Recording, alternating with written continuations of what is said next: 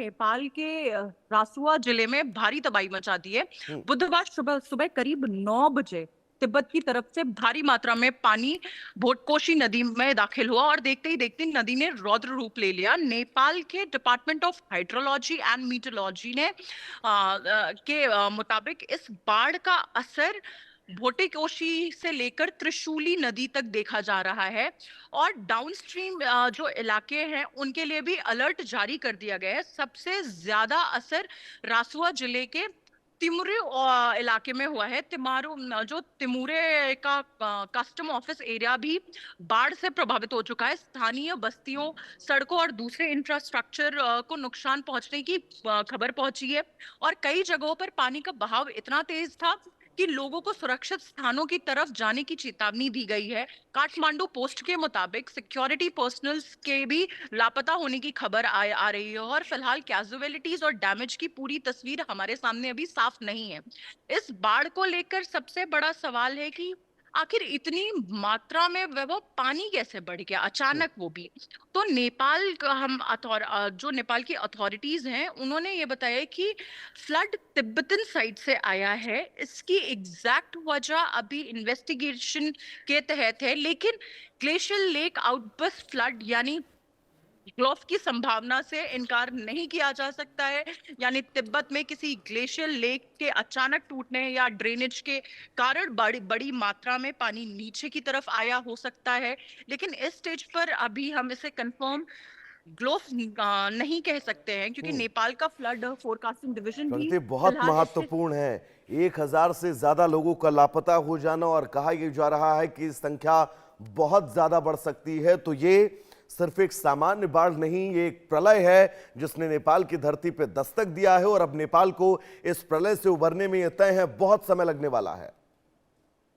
प्रगति जी बिल्कुल। तो बिल्कुल ये तस्वीरें, हाँ प्रगति बोलिएगा।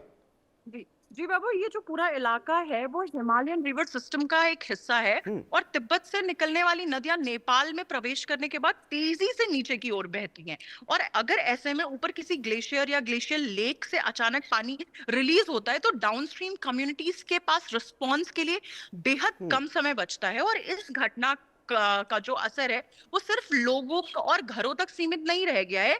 नेपाल के इलेक्ट्रिसिटी इंफ्रास्ट्रक्चर को भी बहुत बड़ा नुकसान हुआ है और शुरुआती जानकारी के मुताबिक रसुआ गदी और Trishuli 3A hydro power projects बहुत ज्यादा प्रभावित हो चुके हैं। इसके अलावा त्रिशूली 3B हब से जुड़ा 22 किलोवाट सबस्टेशन और कुछ ट्रांसमिशन तथा डिस्ट्रीब्यूशन इंफ्रास्ट्रक्चर भी डैमेज हो गया है। यानी एक तरफ फ्लड वाटर्स ने रोड्स और ब्रिजेस और सेटलमेंट्स को प्रभावित किया है और वहीं दूसरी तरफ पावर जनरेशन और ट्रांसमिशन नेटवर्क पर भी इसका असर देखने को हमें मिल रहा है। और नेपाल इलेक्ट्रिसिटी अथॉरिटी ने भी टेक्निकल टीम्स अफेक्टेड एरियाज में भेज दी गई हैं और डैमेज असेसमेंट तथा रिस्टोरेशन का काम शुरू कर दिया गया है। हालांकि अथॉरिटीज का कहना है कि नुकसान अभी पूरी उसकी तस्वीर सामने नहीं आई है, उसका पूरा जायजा अभी लेना बाकी है। और सबसे बड़ी समस्या अभी जो लोगों की है वो है डाउनस्ट्रीम एरियाज की और वहां पे रह रहे लोगों की, क्योंकि नेपाल के डिपार्टमेंट ऑफ हाइड्रोलॉजी और मीटरोलॉजी ने रसुआ और नोवाकोट के साथ साथ दादिंग और चितवान के लोगों को भी सतर्क रहने को कहा है। और फ्लड बिल्कुल प्रगति, जो फोरकास्टिंग तस्वीरें हम लगातार अपने दर्शकों तक पहुंचा रहे हैं उन तस्वीरों को देखकर हमारे दर्शक ये भली भांति समझ सकते हैं कि ये तेज प्रवाह जब आगे बढ़ा होगा तो अपने रास्ते में पड़ने वाले हर एक इंफ्रास्ट्रक्चर को तबाह करता हुआ आगे बढ़ रहा होगा। क्योंकि आप देखिए, एक बड़ा टावर जो है वो मोबाइल टावर है या फिर फ्रिक्वेंसी टावर है, वो टावर जब इस पानी की जद में आया तो ये कई फीट ऊंचा टावर चंद सेकंड में उखड़कर इस धारा प्रवाह के साथ आगे बढ़ता हुआ चला गया। प्रगति, जैसा कि आपने जिक्र भी किया कि इन स्थितियों में नुकसान का आकलन तुरंत कर पाना, कुछ घंटों में कर पाना, ये शासन प्रशासन के लिए बड़ी चुनौती होती है। लेकिन इन स्थितियों में राहत बचाव कार्य बहुत महत्वपूर्ण है। राहत बचाव कार्य को लेकर अपडेट्स क्या हैं, रेस्क्यू ऑपरेशंस को लेकर अपडेट्स क्या हैं, ताकि प्रगति एक और तस्वीर आई है, मैं लौटूंगा आपके पास। ये तस्वीर आप देखकर यह अंदाजा लगा सकते हैं कि तिब्बत पे जब ग्लेशियर फटा और उसके बाद नेपाल में पानी की बड़ी धारा, पानी का तेज प्रवाह नेपाल के शहरों, नेपाल के इन तमाम रिहायशी इलाकों में दस्तक देता है, उसके बाद हालात कैसे हैं। ये तस्वीर आपको परेशान कर सकती है क्योंकि 2-2, 3-3 मंजिला घर इन इलाकों में मौजूद लोगों के साथ बहते हुए नजर आ रहे हैं। और ये एरियल व्यू, इस एरियल व्यू के जरिए आप समझिए कि उन स्थितियों में, उन इलाकों में हालात कैसे हैं। 2-2, 3-3 मंजिला मकान इस फ्लड के साथ, इस पानी के जलजले के साथ बहते हुए नजर आ रहे हैं। ये बहुत बड़ी खबर और बहुत बड़ा नुकसान नेपाल के लिए है। एक तरफ आप 2015 का वो काठमांडू में आया भूकंप याद करिए, जिसने नेपाल की कमर तोड़कर रख दी थी, नेपाल की आर्थिक रीढ़ को सीधे तौर पर डैमेज किया था। और अब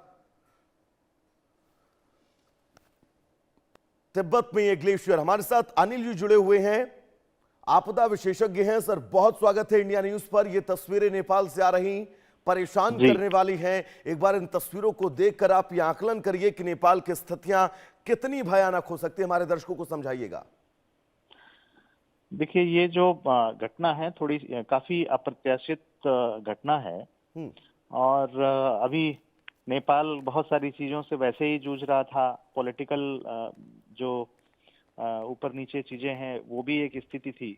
एंड जो वहाँ पे जो वल्नरेबिलिटी है, पर्टिकुलरली पहाड़ी इलाके में जो लोग हैं और उसके साथ साथ जो रिसेंट इंफ्रास्ट्रक्चर डेवलप हुआ है, उनके लिए भी इसमें काफी नुकसान के चांसेस ऐसे लग रहे हैं।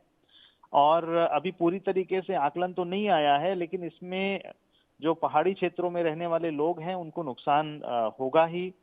और इसमें एक बात ये समझ में आती है कि जो हमारे जो ग्लेशियर्स हैं, उसमें कुछ ग्लेशियर्स ऐसे हैं जो वल्नरेबल उसमें आते हैं, लेकिन स्थिति ये होती है कि उनको जानने के बाद भी हम कुछ कर नहीं सकते हैं, क्योंकि उनको जो एड्रेस करने के तरीके हैं उसमें हम मतलब प्रिपेयर्डनेस की बात तो हो सकती है, लेकिन अगर वो ग्लेशियर फट गया तो उसका जो नुकसान होता है उसमें समय बहुत कम लगता है। और इतने कम समय में लोगों को वहां से बाहर निकालना ये थोड़ा सा असंभव हो जाता है। इस वजह से ये नुकसान की स्थिति बनती है। और ये जो अभी की घटना है ये काफी नुकसानदेह है पहाड़ी क्षेत्रों के लिए। और इस तरह के और भी कई ग्लेशियर्स हैं जो खतरे वाले माने जाते हैं। तो एक ये बहुत बड़ी खतरे की घंटी है, क्योंकि इस साल जिस तरह से बारिश अभी और भी बताई जा रही है कि बारिश होने की संभावना है। तो देखते हैं कि कैसा होता है, बट ये एक काफी मतलब एक डरा देने वाली बात है। क्योंकि बिल्कुल सर, जो हम तस्वीरें लगातार अपने दर्शकों तक पहुंचा रहे हैं, उन तस्वीरों के जरिए समझा जा सकता है 2-2, 3-3 मंजिला सर इमारतें ऐसी हैं जो इस पानी की जद में आ गई हैं और पूरा का पूरा ये कस्बा बहता हुआ नजर आ रहा है। एरियल व्यू के जरिए भी हम दर्शकों को अपने तस्वीर दिखा रहे हैं सर कि कैसे इन स्थितियों के बीच हालात बिगड़ते जा रहे हैं। इस बीच एक और बड़ी खबर आपको बता दें, नेपाल में आई बाढ़ से भारी तबाही मची है। प्रधानमंत्री बालेंद्र शाह ने इमरजेंसी बैठक बुलाई है। प्रभावित क्षेत्रों के अधिकारियों से संपर्क किया जा रहा है। हर पल की मॉनिटरिंग खुद प्रधानमंत्री बालेंद्र शाह करते हुए नजर आ रहे हैं।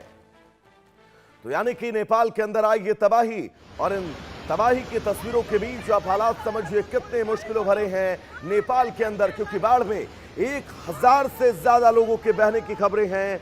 लेकिन इन तस्वीरों को देखकर आप ये अंदाजा लगा सकते हैं, इस पानी के तेज प्रवाह को देखकर आप अंदाजा लगा सकते हैं कि आंकड़ा बहुत ज्यादा बढ़ सकता है।